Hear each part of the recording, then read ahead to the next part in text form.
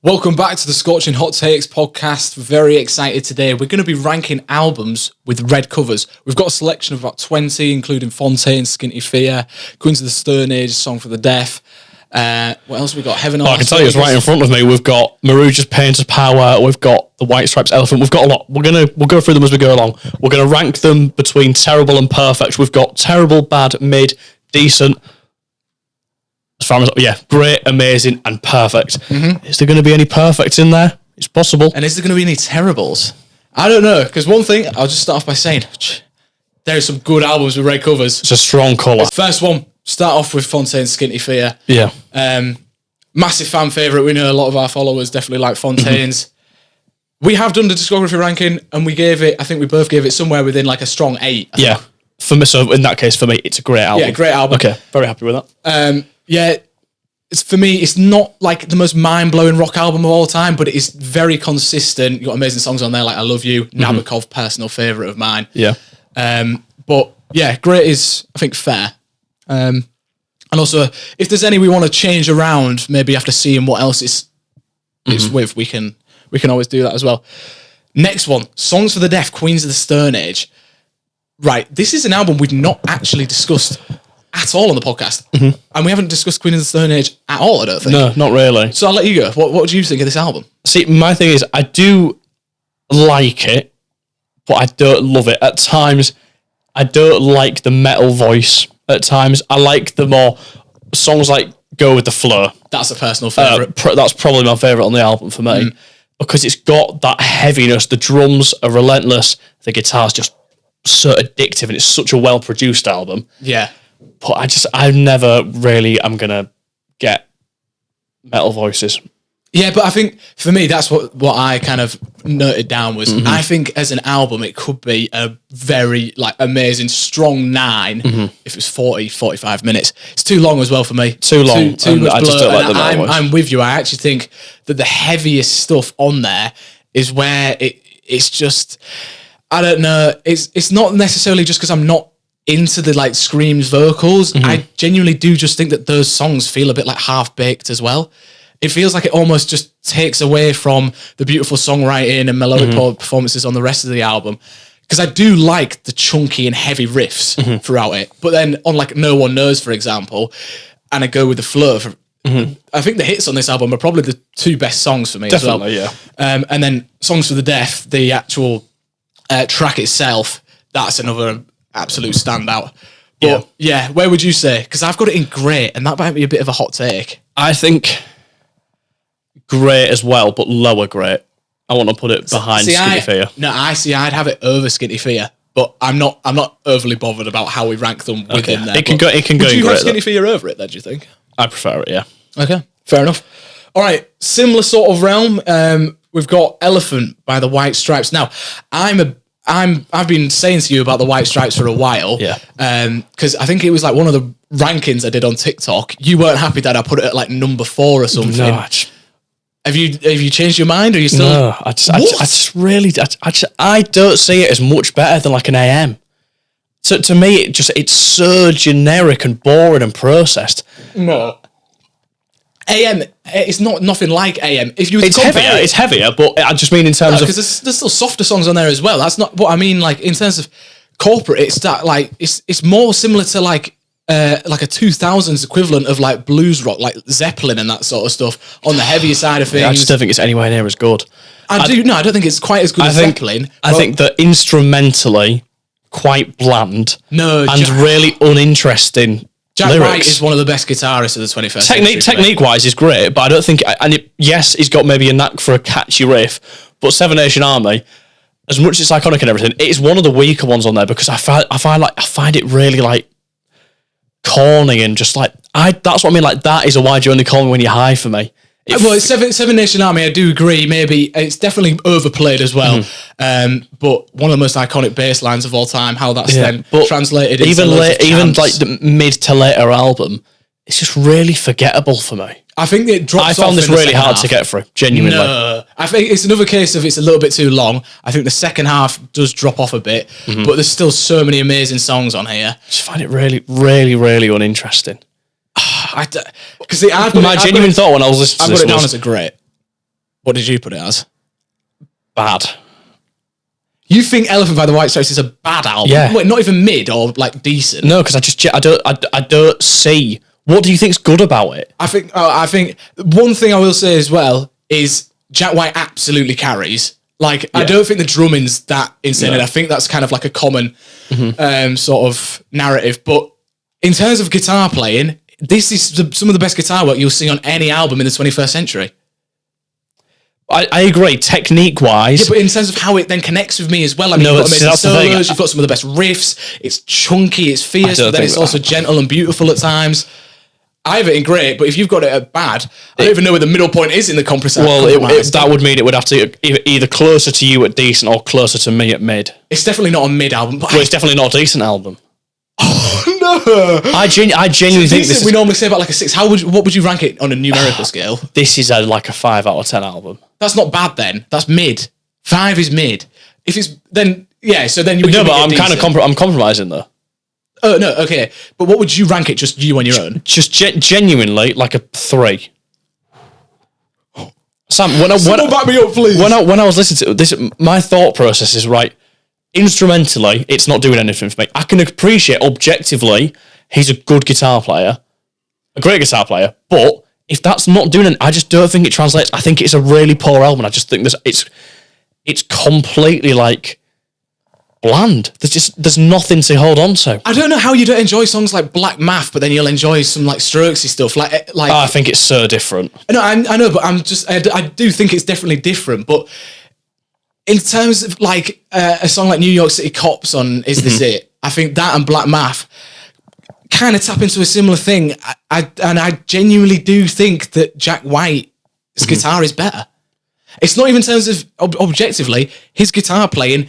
It's so catchy, it's fierce, it impacts me as a listener. It's everything I'd want from like a blues rock album. Yeah, well, for me, Strokes much better. I do prefer the Strokes. Junior Casablancas is a far better songwriter. I agree with Albert Hammond Jr. as much as, I mean, I'd probably objectively not as good of a guitarist technique-wise as Jack White. However, in terms of catchy riffs and stuff, the Seven Nation Army, but that album in terms of guitar, it's all impressive or whatever, but it's boring. There's nothing to it. It's not boring. Albert Hammond Jr.'s progressions and solos and stuff, yes, maybe...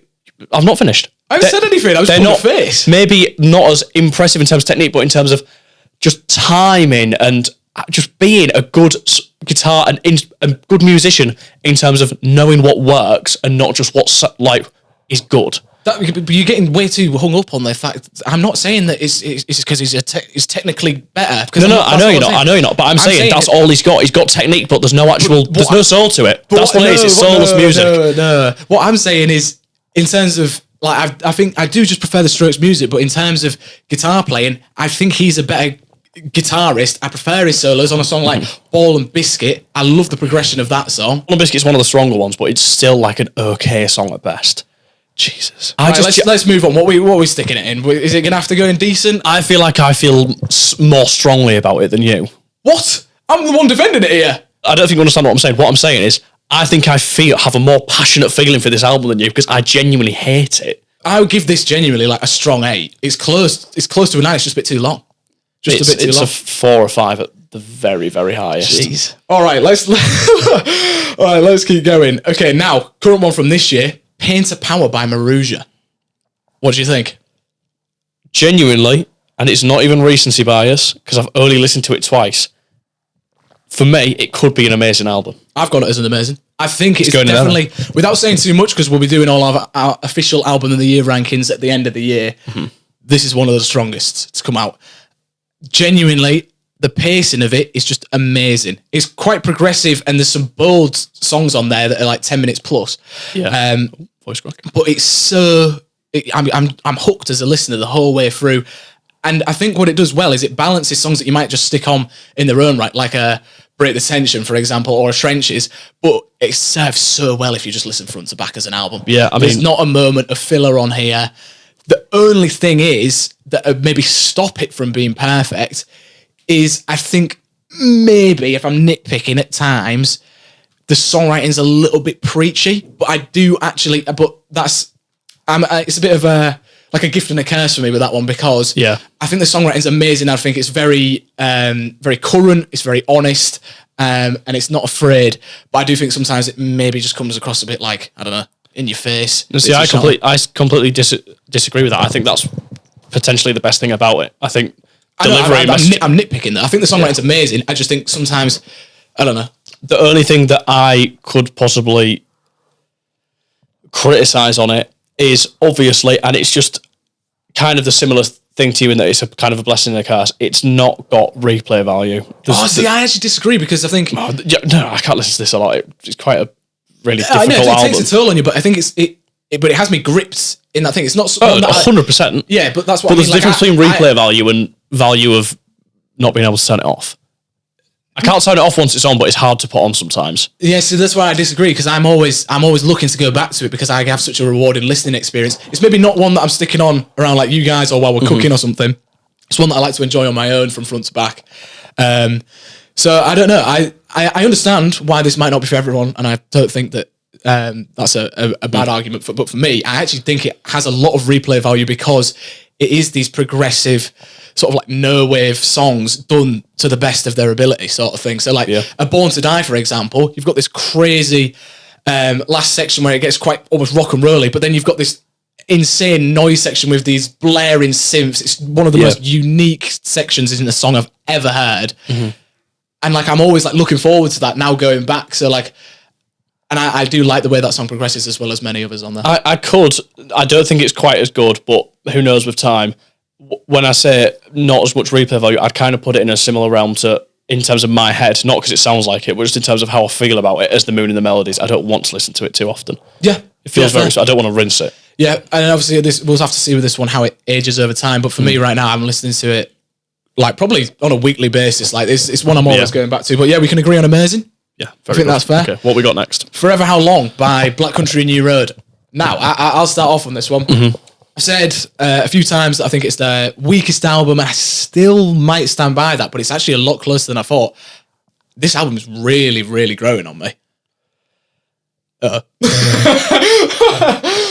don't think it's a bad album. I don't think for me, it's decent. I think instrumentally... I think that's harsh. Instrumentally, I mean, considering it's next to White Stripes, yeah, I also feel like it's harsh. I don't want to see it anywhere near that. I do think if we had like somewhere in between decent and great, it would probably go in there. So like upper decent for me. See, I'd probably give it about a 7.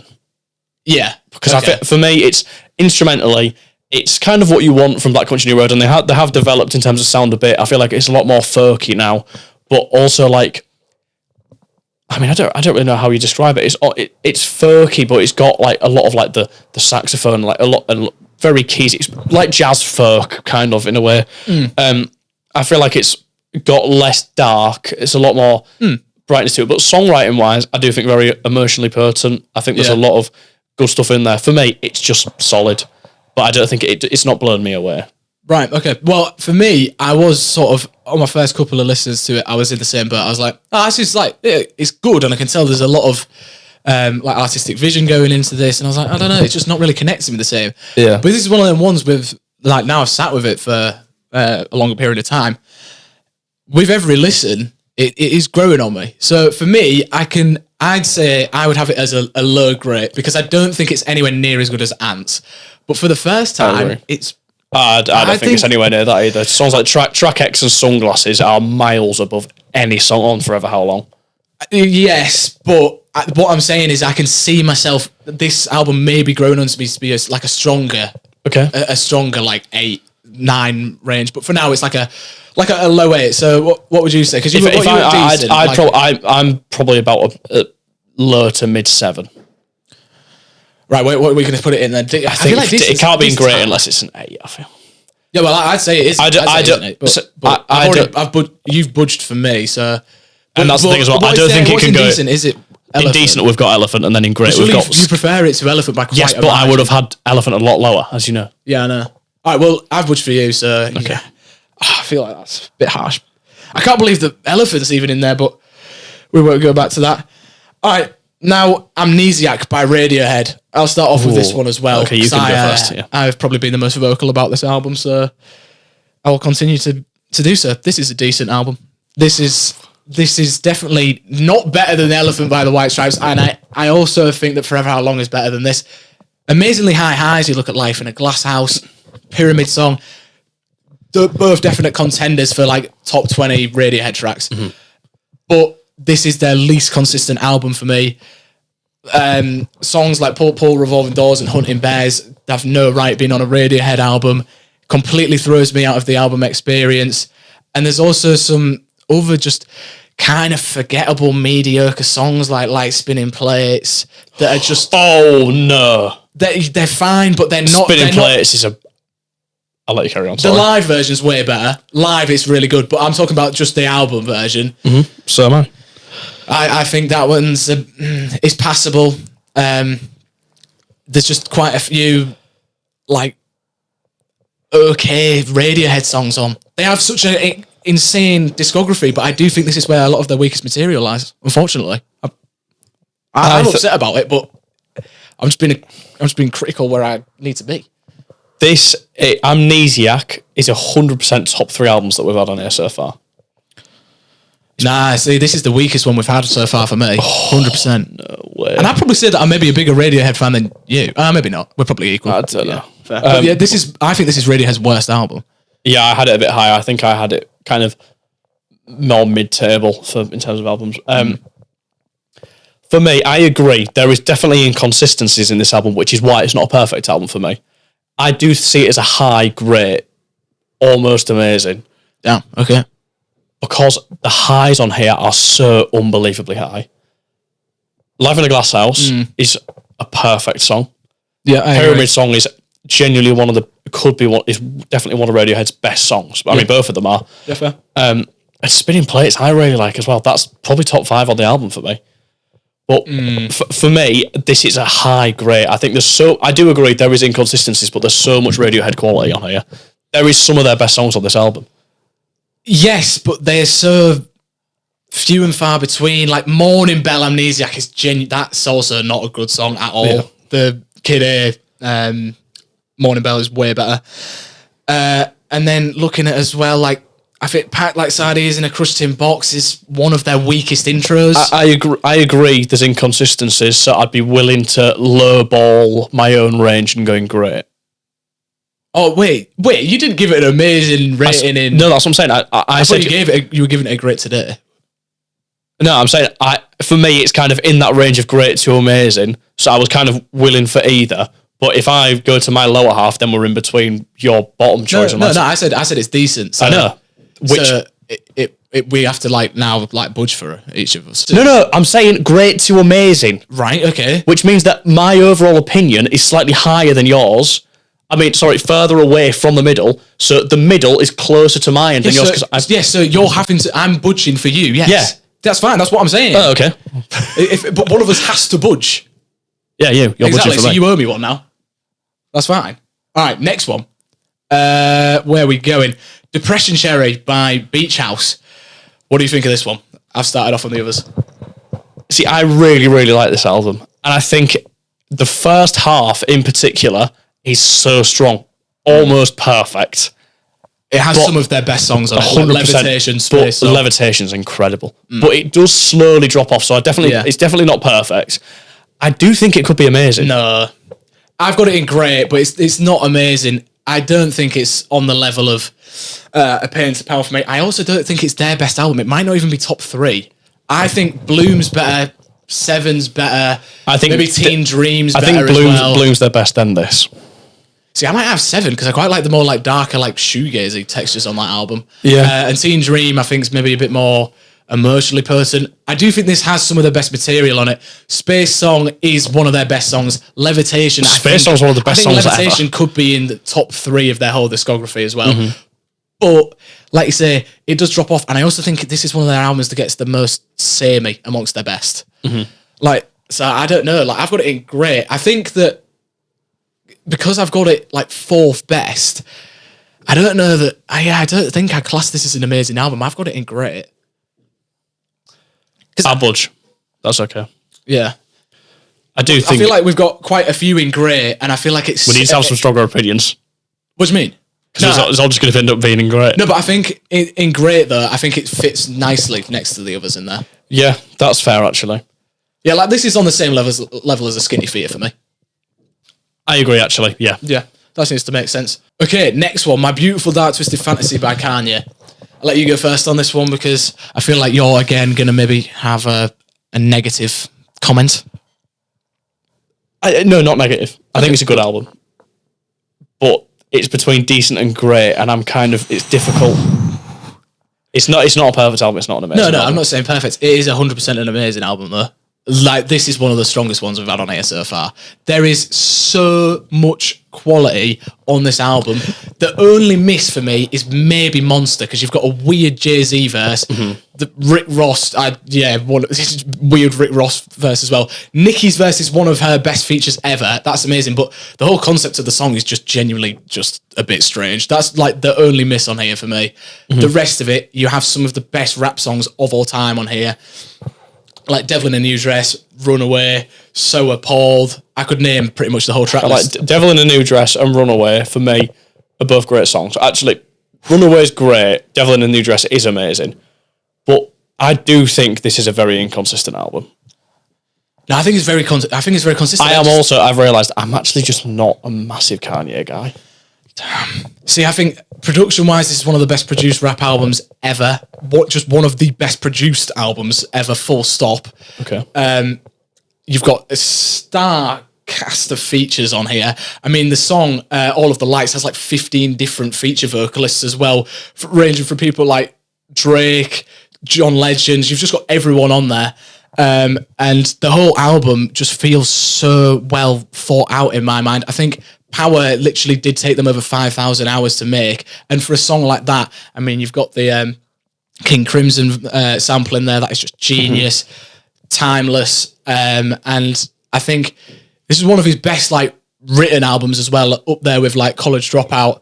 And you've got such a good, fun personality. It's just exciting and thrilling to listen to for me. It just makes me feel like sick. It just makes me feel powerful. And it's like, he takes you into that like world of that luxurious lifestyle. And that's like somewhere that I like to escape to, where there's not any troubles. It's braggadocious and you just feel powerful while listening to it. It's great. See, that's the thing. It doesn't connect. A lot of Kanye stuff doesn't just connect with me. I do agree. It's a very well produced album, which definitely gives its bonus points. Songs like the guitar part, Mike Dean. Mike Dean.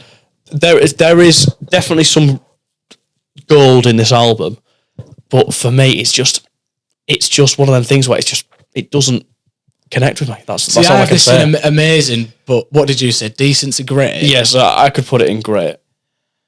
Yeah. Great's just like Great's getting used all the time because there's so much middle ground. Great's getting ran through. This is what. But the thing is it's not like we've not actually had many that we've just directly put in Great. We've had to balance to go into Great quite a lot. But yeah, I knew this would happen. Yeah, because I think there's some of mine on here that are definitely some of my favourites of all time. Like My Beautiful Dark Twisted Fantasy is one of my favourites of all time. But I know that some of my favourites of all time are some of your, like, that you consider to be some of the most overrated of all time. Probably, yeah. So, yeah, I was expecting to disagree a bit.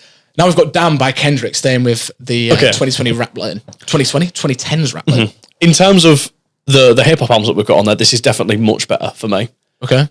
The highs on here, Pride could be top 3 Kendrick songs. Okay. However, and I've got a hot take. Go on.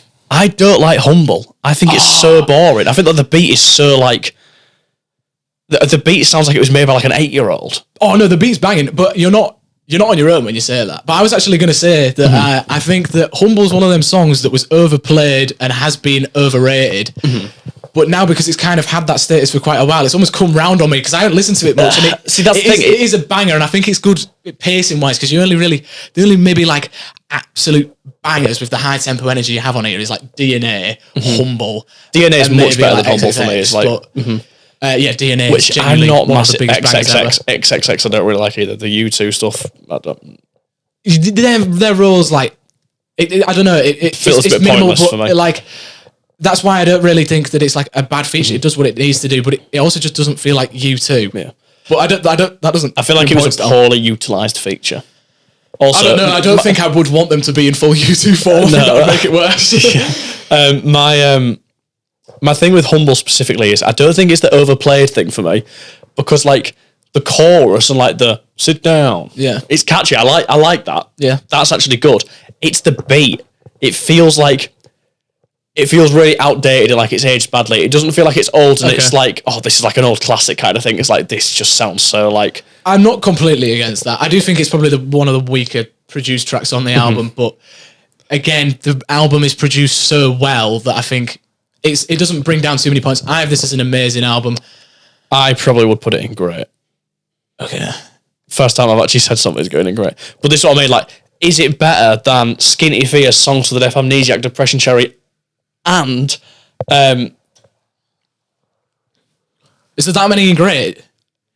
Yeah, we've got everything's in great ups now, other than Pain's Power, which is amazing, and Elephant and Forever How Long and Decent. See, for me, this is probably the best album we've had so far. I'm not joking. Pain's Power could age to be better than it, though. I'm not even joking. No, I think it is better than it. But I think Damn's better than everything else. I can put Damn in amazing purely because of how much I love Pride specifically. Yeah, but in terms of the concept as well, I feel like amongst like even Kendrick fans, this album actually gets underrated a little bit. I don't think it's as good as Good Kid, Mad City or To Pimp a Butterfly, and I know this is his like it was way more like commercially successful, but I do think in terms of like how critically acclaimed it is, I think people like overlook the concept of this one so much more. And I love the fact that it tells the story, but in reverse, if you listen to it the opposite way around. That's just a cool little Easter egg. Yeah. But you've got some of his best writing on this album. On songs like Duckworth is probably a top 5 Kendrick song for me. Pride is definitely up there. Steve Lacy produced, am I right? Pride, yes. Yeah. On his iPhone as well. Crazy. Yeah, crazy. But that beat is just insane. Yeah, it's perfect. Okay, what we got next? Slow Rush, Tame Impala. Feel like we're going to be butting heads big time on this one. I don't think it's mid. I think it's a decent album. Yeah. Okay. That doesn't hurt me too much because I already know that you have voiced your opinion on that before. It's good for a synth poppy album. I think it's well done. I think it's very well produced. I think the thing for me is Tame Impala has such an incredible talent for making music that's so transportative and connects with you so emotionally. Whereas I feel like he's still got very impressive soundscapes on this album, but there isn't as much emotional potence to it, and it doesn't have as much connection. It's not as powerful. It's not as much of a statement. I think it's just a little bit of like a kind of slightly more processed currents. I think it's definitely maybe his most straightforward album. Even now including Deadbeat as well, I actually think that the Slow Rush is the most like pop centric. But in terms of emotional potence, I actually do disagree slightly. I think maybe overall, yes, because the writing's not as deep and introspective. But I actually think Posthumous Forgiveness in particular is probably one of his most introspective and emotional songs in general. But I will agree across the whole album, maybe not so much. But for that type of album, how many sort of like hugely introspective, like almost like proper singer-songwriter cuts do I want on there? Not so much. This is one for like the summer to play in the car, to play while you're out in the park, by the pool, whatever it is. Songs like Is It True, Lost in Yesterday, It Might Be Time, Borderline. They're songs that have just amazing hooks, amazing synth production. And then if you want something that's a bit more transportative, I'd say like One More Hour actually is a very transportative song. You've got that extended runtime given to it, amazing guitars and synth arpeggios. So, yeah, I do think this is an amazing album, but I think we can probably meet in great again. Everything's just going in great. Every song ever is great. Every album. Yeah. I think that this one, for me, is definitely like a massive personal favourite, but I can understand some of the critiques it gets. The thing is, I understand your point that I maybe I've phrased it wrong. There is obviously, lyrically, there is some emotional stuff in there, but I feel like it's the difference in soundscape doesn't translate it as well. Yeah. That's what my thing is. But like I said, I agree with that, but that's also not what I want from this album. It's the same thing with like Deadbeat getting so much like hate at first, just because it's meant to serve in a different setting. Yeah. Like you don't want club songs that have like, I don't know, like you in club songs you need like like drum machines to drive it and that sort of thing. You're not going to have the crazy like weird time signatures that you can't dance to or anything. So yeah, The Slow Rush for me is a summer album, and that's where I enjoy it most. But yeah, let's keep going on. Let's see if we can get something that's not going to land in great. All right, Under a Blood Red Sky by U2. First time properly discussing U2. I'll let you take the floor. This is decent. Yeah, I've got it in decent. Okay. I Will Follow Live specifically is absolutely incredible. Mm-hmm. And I do think this is a very good live album. And if you include live albums in discography, this is U2's best album. Yeah, I agree with that. I completely I don't have anything else to say then. For me, the reason, and when doing my listening in preparation for this video, I've never actually listened to this live album before all the way through. We've listened to I Will Follow a lot. That's like one of our favourite songs. Only the live. Well, the studio version is all right this as well. is definitely elevated, but that's my thing. This has an edge because it's a live album, and it's U2. It's a big stadium. Most of the other albums on here, if they were performed live, would then also rank so much stronger. Rank higher. Yeah. Imagine something like a Pain to Power live album would be absolutely otherworldly. But yeah, I feel like this one, it helps because it's live, but then at the same time, I can't just give it that advantage because even for a live album, it's solid, but it's not like anywhere near the best of all time. So yeah, I just have it in decent. Okay, yeah. Well, we've actually agreed on something. This is good. And it's not going in great, so that's amazing. Right, Talking Heads 77. I don't think this is their best. I think it's probably sort of mid-table in their discography. You've got some of the like biggest like hits on there of all time, like Psycho Killer. It's a little bit inconsistent. I don't think they'd yet reached their peak. Yeah. I do still think it's great though. Yeah, I agree. But like I've actually put it in great. So it's not a budge to great. I've also just put it in great. I think it's a low grade though, because it is a bit inconsistent. I don't really like listening to the whole album all the way through. It's one of them ones where I'd rather just pick a mix with different songs. Yeah. It's not the best produced album ever. The songwriting isn't as strong as it is later in the career, but you can see the seeds have been sown and they're starting to grow into the sound and everything. And my word to describe it is it's just quite charming. Yeah. I also think that you really get a lot of value out of David Byrne just being a weirdo frontman on this one as well. So there's still all the elements of Talking Heads that I like. I just don't think it's elevated to that next level that you find when they started working with Eno and stuff. I actually think the thing they needed was just to start working with a producer to harness their artistic vision. You see on Fear of Music and then Raining Light and then Speaking in and that's Tongues the other thing. I think Talking Heads thrive so much when they've got a lot of opportunity and it's dense and it's thick and there's a lot going on and they can manage it. And then I feel like they got an ear to be able to have so much going on but have it work. Whereas I feel like here, this is such a stripped back album that it was never going to be able to live up to what they're supposed to be, how they work as a band. Yes, yeah, exactly. I feel like it's like I said with King Cruel, it's just an album full of potential, in terms of his debut. And same with Talking Heads at the time, I'd imagine. Next one, staying with post-punk, Entertainment. This is better. This is better.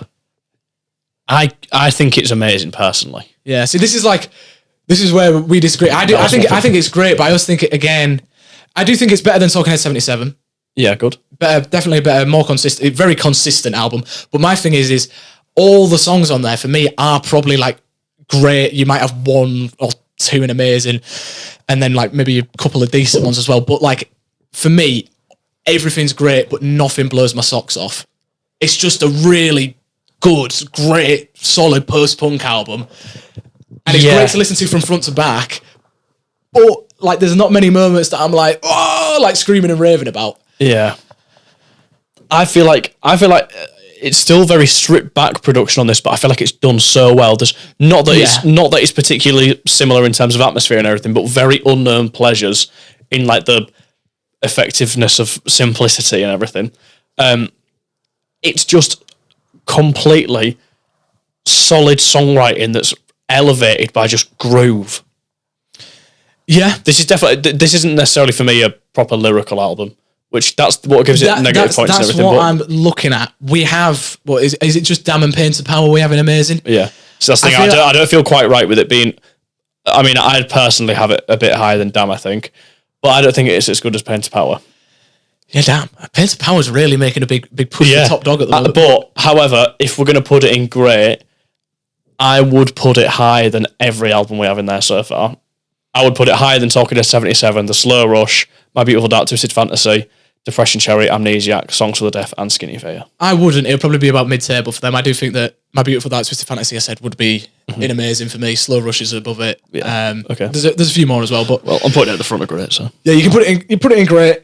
It's definitely like really, really solid post-punk album and one of the best of that era. But I don't know, for an album experience, it's good to just like stick on, but it doesn't necessarily like resonate with me. Yeah, that's fair. That's what gives it so much value for me, though. It's like so listenable, it's so digestible. Yes, yeah. So while also still being really high quality. And there's a lot of instrumental depth while being simplistic, like the grooves, the progressions, all that kind of stuff. The rhythm, it's just really, really solid. Yeah. Okay. Right. Next, the worst one on here for me by a landslide. H2O by Hall & Oates. No. I really like it. Oh, I really like this album. no. I've put it in bad. What? Album. Nah, I don't. Not even a single song I enjoy. I don't even like Mania. I had this in great. But yeah, what happened to your accent then? All right, great. I just pronounced my T's for. Well, I didn't even pronounce it. No. Sorry. I have this in great. Yeah, that's more like it. I think this is about as good as like just proper 80s pop gets. No. Because I'm not a pop guy, but I really like this. There's so much better 80s pop stuff. What would you put higher than this? In pop? Yeah, this is like about Thriller. No, this is. But better. Like Prince is like stuff that's really like pop Prince blending either. is better. I prefer Genesis' pop stuff. I mean, you look at like. I mean, it depends. Like this is like pop rock in terms of like pop rock in the 80s as well. I genuinely do prefer songs like "Living on a Prayer." Like that. That is the same kind of gravy as this. I really enjoy this. I feel like it's... Nah, this is a bad album, bro. It's so formulaic. It's so boring. There's nothing interesting about it. It's so cliche.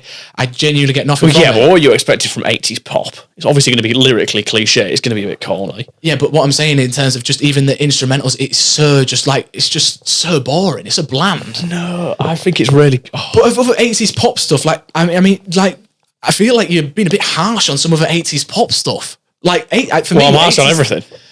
No, but I'd be harsh on this. This isn't the kind of thing that I go into thinking I'm going to really like this. First time I listened to this, I don't remember when the first time I listened to it was. It was a long time ago now. But this most recent time listening to it, I wasn't going into it thinking, not my usual kind of thing. Oh no, sorry, I would have been going into it thinking that. I would have been going into it thinking, but maybe not because I knew that. Yeah, but you go into everything like open-minded. But I've gone into it open-minded, and I've been left like not very rewarded at all. I think 80s for me has like the best like pop music, and saying this is on like what above a Thriller by MJ and above like Prince's material like Purple Rain. Get out! No. Yeah, I'm not even joking. Like I nearly put it in terrible, but the only thing was like I guess for a certain sort of like audience and stuff, like it works.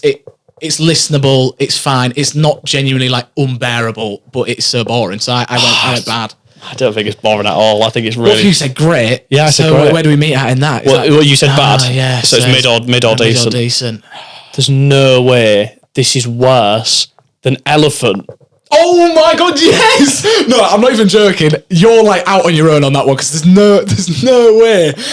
There's no way that I'm gonna get a load of stick for that. Elephant is genuinely so good. We're not getting back into the Elephant discussion though, but that is crazy that you think this is. So you want me to put it in mid then? I do, but you can also I can budge. No, it's going in mid, mate. Sorry. Let's fill up the mid then. Fuck's sake. No, I'm really surprised you like this as much as you do. To be honest. I mean, I've always been surprised that I like it so much, but it's instrumentally, and I love their voices. Yeah, it's just boring. Right, we're doing so catchy though. Bro, so is the Slow Rush, and you've been like hating on that. Wait, this or the Slow Rush?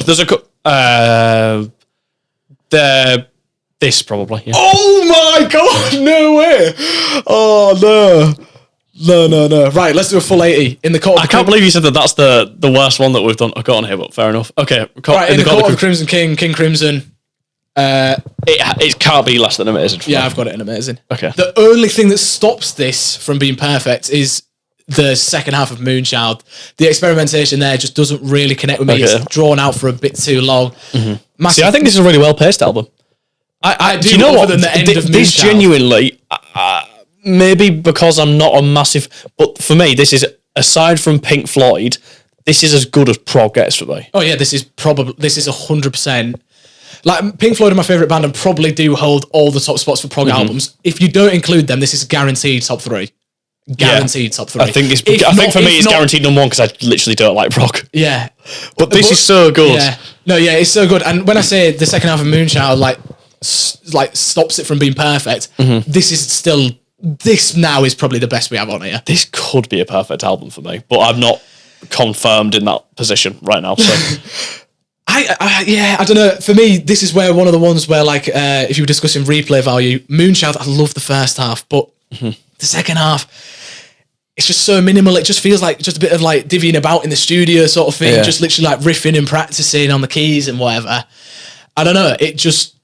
I think it could have been done for a little bit, but it just kind of then just doesn't segue into anything, and it does suck me out the album experience ever so slightly. It's not something that I'm like not used to with prog, because like a lot of the time, maybe yes, it's not all has that much replay value, but I just think it could have been taken in a different direction and done better. So it can't be perfect for me. Yeah, but a strong 9, amazing album. I think maybe the only thing that sways me away from perfect as well is that I do have a standout favourite, the title track. Yes. Yep. Yeah. It's like that is genuinely just.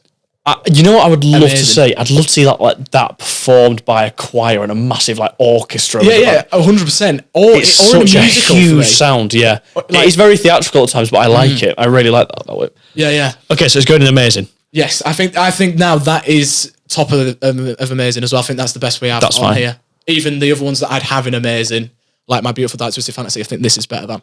Okay, well I'm glad we agree. A little bit of a similarity with them as well, with it being sampled. Anyway. Another one that I'm not massive on, The Great Annihilator by Swans. This is an amazing album. Bro. No. Mid at best for me. Mid at best. What? How? For a start, way too long. Yeah, but that's just Swans though, so I can but you can't just say, oh, it's just someone, so it's fine. You've got to commit to it though. Well, I've listened to it twice over the weekend because I've never listened to it before, so I gave it an extra listen, and I'm not going to lie, both times I was being open-minded. I was trying to get a lot out of it in terms of the soundscape, in terms of the songwriting, but both times I just found myself just kind of longing for it to be over. I think for me as well, now I'm going to pull up the track list so I don't mess this up, but for me, there are certain elements of different songs that I like, but then are completely ruined by another element. For example, Mother Father, that instrumental is absolutely ridiculous, so good. Vocals, what's the female vocalist called? Oh, I can't remember. She's got a weird name. She comes in and sounds like a teenager that's just tried to make their first song and then just starts weirdly growling at the end. It's really not great to listen to. Imagine someone like Marky Smith on that instrumental, genuinely just top tier song. That is one of the weak ones I know. I do agree with that. No, but instrumentally, it might be my favourite. No, it's good instrumentally, but I think there's so much instrumental quality on here. Yeah, but another one that I did actually enjoy the song was Warm. I quite like that. Warm's a very good song. But for me, there's just so many elements. She's called Jarber, as far as I'm aware. Crazy. Unless that's not her. Yeah, I think she's called, or maybe Yarber. I don't know. Anyway, actually, no. My favourite song on here is the title track, "The Great Annihilator." That is a slapper. Incredible. But for me, I really like Mind Body Light Sound. That one's incredible. Not the worst, but it's fine. I Am the Sun live, just on the I Am the Sun live as well. Is amazing. But I Am the Sun is the song in the first place. That's up there as well. But I'm not gonna lie, the highs are so few and far between on this. It's awesome. That I just find the rest of the time, like structurally, yes, it's not necessarily like predictable, and it is quite abnormal in terms of the structure of these songs, and they don't progress in the usual way, but it's just not interesting. I find I have a similar sort of thing with my criticism for like some songs on Unknown Pleasures, because I do think it has that same sort of dark atmosphere. Dark, moody, a little bit like gothic almost atmosphere as well. And I think a lot of the time these songs rely on the listener enjoying that soundscape just naturally anyway. Yeah, probably. That's fair. For me, it just doesn't connect. And I don't think it does anything interesting enough to keep me hooked, especially for the runtime of this album. An hour and 14 minutes. There doesn't feel like almost that much interconnectivity between the tracks as well. Like every now and again, you'll just get a random outlier that just doesn't fit with the pacing of the album.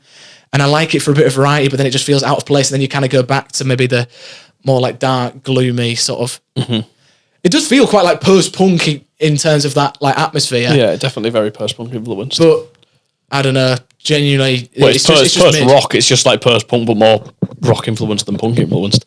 But I do think they're a very... Go on, I'll let you... If you think it's... Well, you think it's amazing.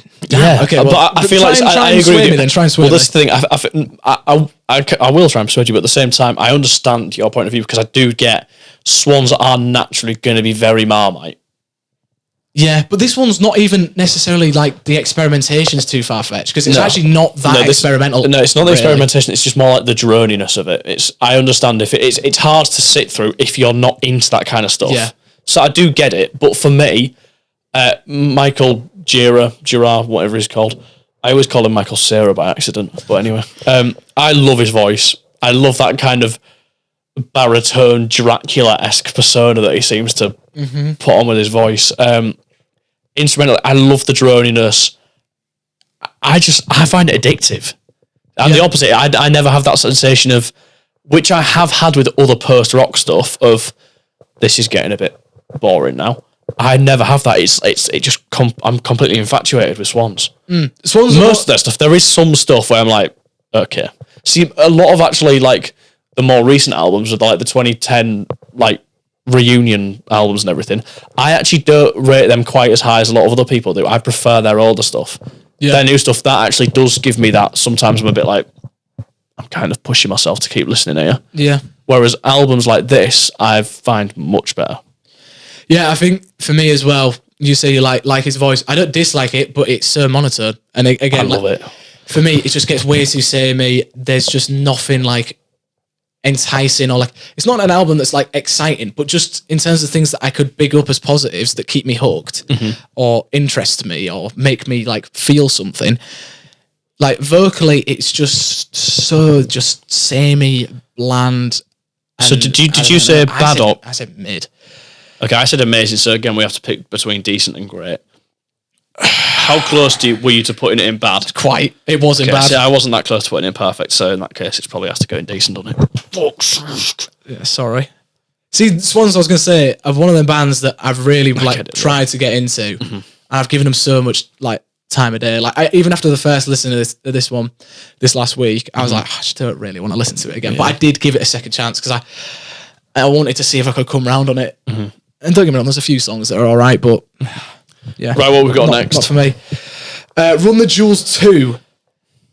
No way. What? I thought you'd actually like this one a bit more because it's got the experimentation and you do like a little bit of experimental hip-hop. I don't know if it was just, maybe it's not necessarily bad, but it wasn't for me.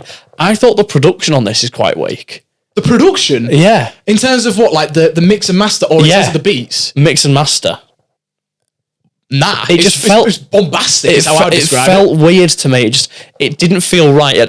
I feel like the beats were very good, very solid, and I feel like the flows on them were well matched and could have been very just powerful, just hard hitting.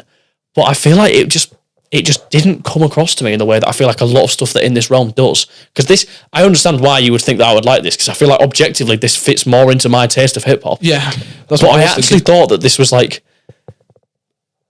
kind of weak, and I don't think it was by the content, but like how it actually has come across as an album. I don't think it's particularly well packaged. I don't think it's the best paced album ever. I think I mean, a lot of the songs have like seamless transitions into each. I think the pacing's amazing. Yeah, but it's like the order. How long is it again? I don't remember. It's 42 minutes. I feel like it felt a lot longer than that. Damn, you really didn't enjoy it then. See, no, I did. I still think it could be. It's probably a decent album. I don't think it's bad enough. It's not mid. We're actually like opposite ends of the spectrum. This is amazing. This is one of my favorite. It's going to go in great again. This is one of my favorite left field hip hop albums. The only thing that genuinely like weighs it down, and this is genuinely a god awful song, is which one is it? Love Again. Oh my god, that is genuinely one of Yes. the most weirdly horny songs ever. It's actually terrible. Like that. Like, but I'm not gonna lie. When I have this album downloaded, I don't even have that song downloaded in the album. So like, obviously, listening to it this week reminded me that that song existed because this is one of my favorites. But yeah, that song is genuinely terrible. Well, However, sounds like you're trying shit about the album that you rate high, so maybe you have to go but lower. like I said, that's the only miss on here, and it misses by a lot. But other than that, Oh My Darling, Don't Cry, Blockbuster Night One, Close Your Eyes. In particular, the first half of this track list is just banging. This is a great one to work out to, whether you're in the gym, on a run, whatever you're doing. Maybe it was a setting thing as well, because I was just like in the library doing some work. Like, oh yeah, it's not a good one to do work to, but like for me as well, like instrumentally and the production, like it is hard hitting, it is heavy. Like, but I feel like it should have been, but whatever. I don't know what it was. I feel like there was just something about the way it was mixed and mastered that just it didn't translate as powerful as it sounds like it could be. I don't know. I actually disagree, and I also think it's not like necessarily like I wouldn't want it to be like overproduced and too stimulating because of how good Killer Mike and LP's rapping is on this. This for me is like if you've got a old school hip hop fan that's listened to literally everything they could and want to like dabble their toes into experimental hip hop. You've got top tier MCs literally rapping their asses off across the whole thing. You've got insane flows, insane bars, insane stories. It's funny at times, it's ridiculous at times, but also it can actually be quite emotive and powerful. It's literally everything I'd want in terms of like hip hop concepts. But in terms of production as well, it's so interesting. Like for me, it's like experimental hip hop done perfectly well because it's got so much replay value, but it still has the bombastic, ridiculous production. Yeah. With top tier raps over it. Like I feel like for me, this is literally kind of as like good as experimental hip hop can get. This is a very strong, amazing for me. Like very strong. This is one of my favorite like left field hip hop albums ever. It's gonna have to go in great then, isn't it? Yep. Damn, I was hoping you'd like that one. I was hoping that we maybe like have a bit of a common ground. On maybe it'll grow on me over time. Maybe I'll just get over whatever it is. Try it on a run because I'm not gonna lie. Like it just makes you feel like insane. You feel like Hulk listening to it. I don't weirdly, and I feel like maybe because it's like a bit more like you like pretend that you take yourself really seriously and that you're actually like a really cool gangster or whatever when you listen to this kind of stuff. I don't like that on a run. I don't feel like that on this. They don't make me feel like a gangster because it's not necessarily like it's not like a gangster rap album. It's more. You know what I mean? Though. No, I don't. Yeah, no. But I don't really listen to hip hop when I'm. Yeah, listen. Yeah, but I feel like you would. This shines better. See, when I actually do, but that's the thing. I like music that like makes me feel cool when I'm doing work. So I'm in my zone.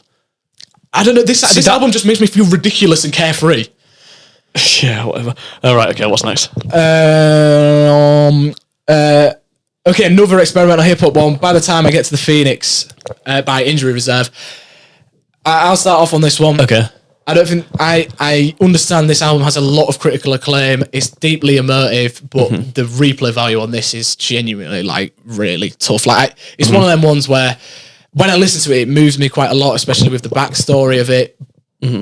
In terms of the songwriting, and I do, as an album experience, enjoy this like dystopian nature with a lot of the production feeling like static radio and that sort of thing. I do quite like that, but I'm not gonna lie, there's not much pulling me back to this. I don't really get all the like underground like hype around it. I think I said it's good, but I could even go down to decent because I like it when I listen to it, but like I actually like would never really ever choose to stick it on, unfortunately. I agree, but maybe to even more of a harsh extent. I thought it was kind of mid. And I've listened to this before.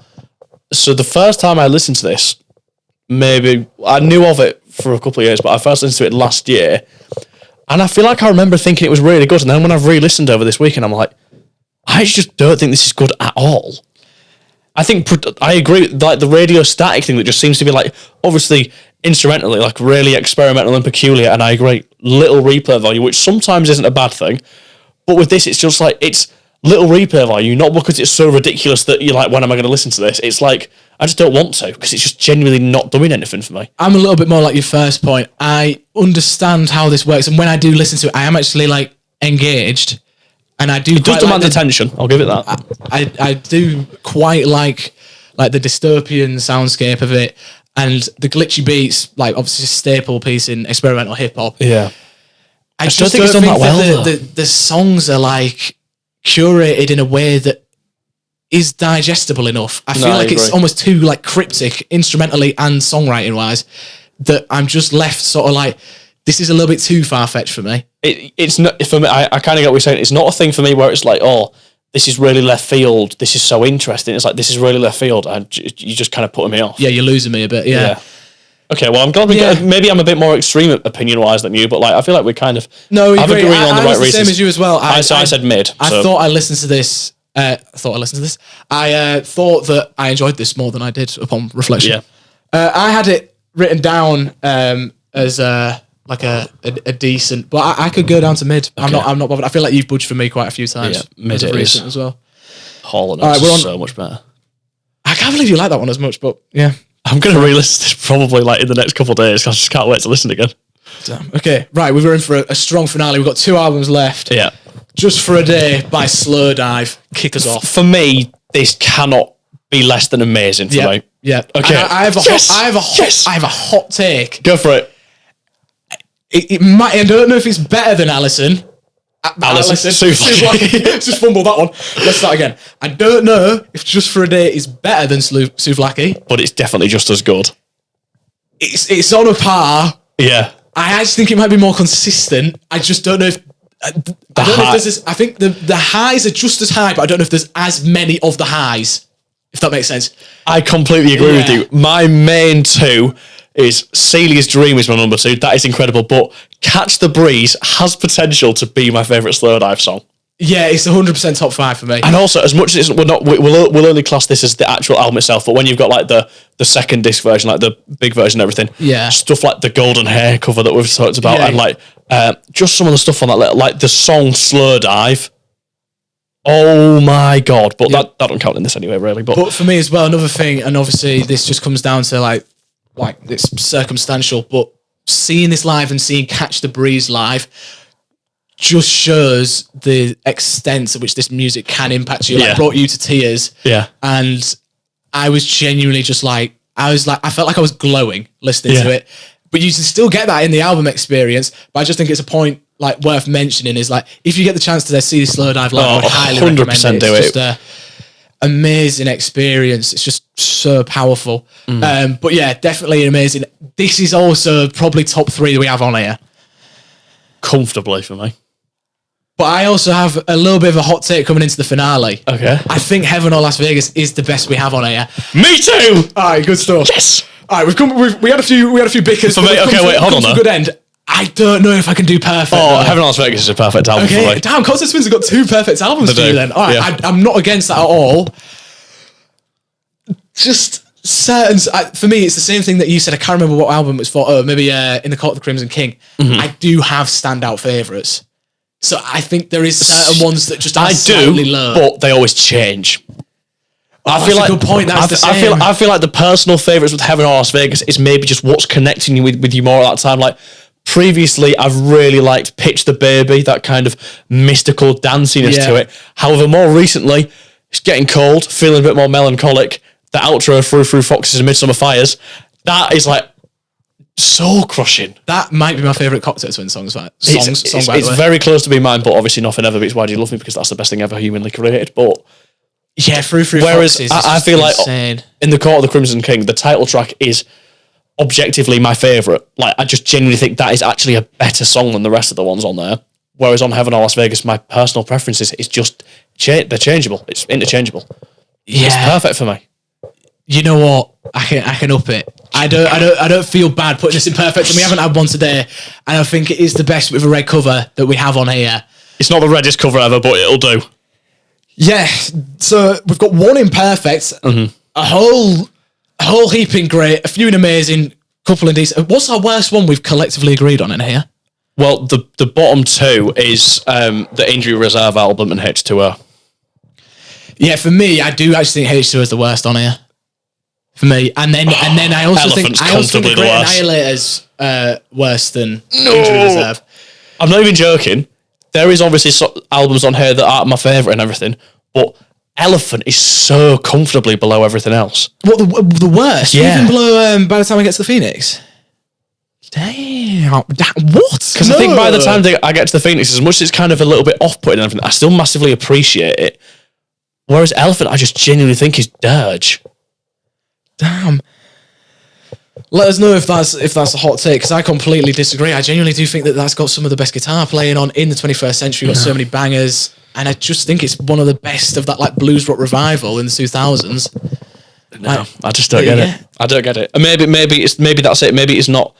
Maybe I'm. There's no such thing as being wrong. But anyway, I do think you're out on a limb though. I hope there's at least. If I don't care if anyone backs me. Actually, you know what? No, Elephant's a bad album, and if anyone disagrees, well, fucking no. Yeah, right. Any final thoughts? One thing I will say is, I wanted to bring in Remaining Light by Talking Heads. I always like talking about this one. Okay, it has a lot of red on there. That'd go in amazing for me. But too much blue. Max disqualified it. The base colour's blue. Red's the highlight. If we were allowed to discuss it as an optional extra that I'm just throwing in, that would be the best of them all for me. I think that is a perfect album. That's top 10 of all time. That would be the second best on here for me. It would be just under Heaven or Las Vegas. But yeah, won't allow that one. But yeah, I'm fine with Heaven or Las Vegas being top, and I'm glad we agree on that bit. The mean average of here right now is like pretty much bang on great, because we've got 1, 2, 3, 4. We've got 9 in great. We've got 4 above and 4 below in amazing and decent. Then we've got 1 in perfect and 2 in mid. So there's a slight edging to just under medium great. But for red albums, the average is a mid great. So when we do other colours, we can like see what the average is and see what the best colour of albums is, and we can actually figure out. Idea. So let us know. Do you want us to do other album colour rankings? We could do blue, white, red, whatever. We've done red. White, black, green, yellow, purple, pink, magenta, cyan, whatever you want. And give us the albums that you want us to do, and we'll do a future episode. Let us know if you've enjoyed it. So yeah. And let us know which colour you'd like us to do next. We'll happily take some direction. These ones are always fun for me. I like it this is fun. When we get a little bit heated at times, but then we can come round and agree on some as well. Thank you very much for watching. Make sure you're liking, subscribing. We should have worn red, your friends. Anyway. Yeah, we should have. I don't know if I have a red top though. I don't. Anyway. No. All right. Bye. See you soon. See ya.